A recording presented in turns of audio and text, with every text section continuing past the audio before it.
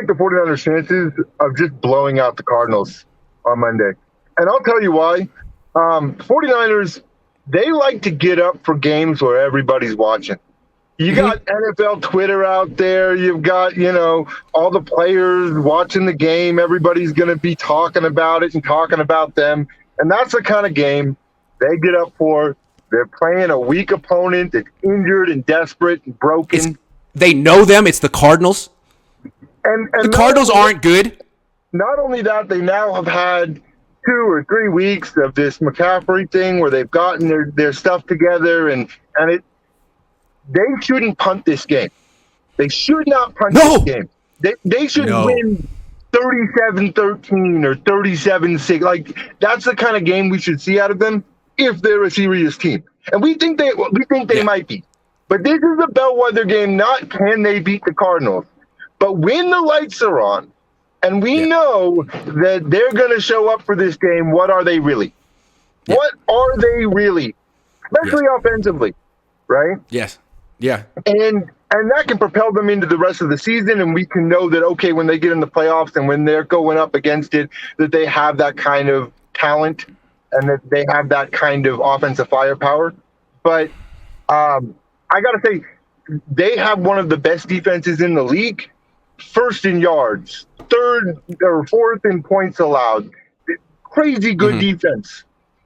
And if they can't put it together on offense against the Cardinals for this game, then it seems like that's just going to be a waste. But right. I mean, we're almost at Thanksgiving. Like, it's time to put it into gear. Yeah. But the other thing is, what do the 2 top teams in the division have in common? They're leading the league in turnover differential. Like the Philadelphia Eagles have like a 21, turnover differential plus turnover. I mean, just insane, right? And so you look at the 49ers and they're at -3, and you're like, what the heck is going on? How can you be leading the league and giving up 3.4 yards per rush, and yet you've only created 10 turnovers, even though you're forcing teams into 3rd and long? And you are in the bottom half of the league in 3rd down conversions. What's that about, right? To me, this all happened once Mosley went down. Once Mosley went down, D'Amico changed his style. He went back to last year of like, hey, let's play real conservative and soft. And last year they sucked on 3rd down.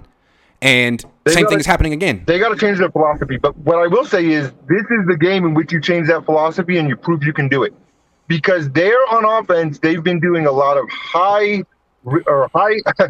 risk, low reward offense all season long, right? Yeah. I mean, they've got 13 turnovers, but they do a lot of throwing over the middle, right? Checking down to receivers who are expected to break 14 tackles.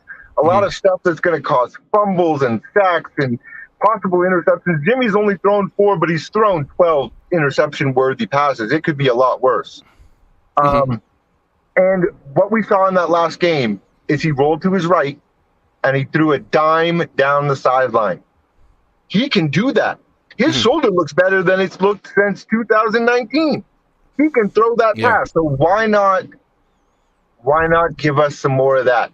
High reward, low risk, sideline throws, flip the turnover differential, get your defense going on 3rd down, and really just dominate a team and prove you can do it. Because if they can't prove that they can do it here, turn the Cardinals over 4 times, dominate the game, win 40-something to nothing or whatever it is, then when they face the tough teams that they're going to face,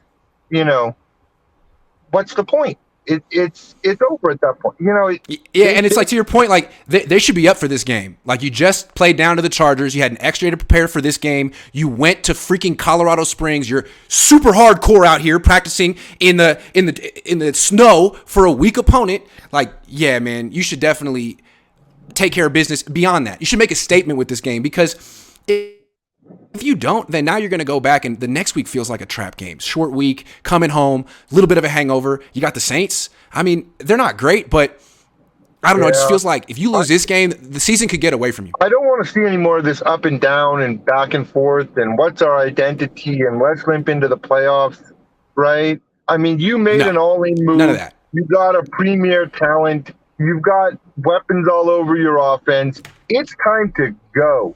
If you are who you say you are, and we want to believe you, it's time to go now. Right? I agree. I mean, because that's why you're here. That's why you're at the Air Force Academy. You're trying to take off now. Right. If we come back after the game and we're coming on your post-game show and they just eked out a 21-20 victory over the weak, the pathetic Cardinals who were limping around just like the Chargers, it tells us nothing. Right? And we go through another week of talking about whether Trent Williams is tipping plays instead of talking about a team that could make a run in the playoffs, which is what we all want to talk about.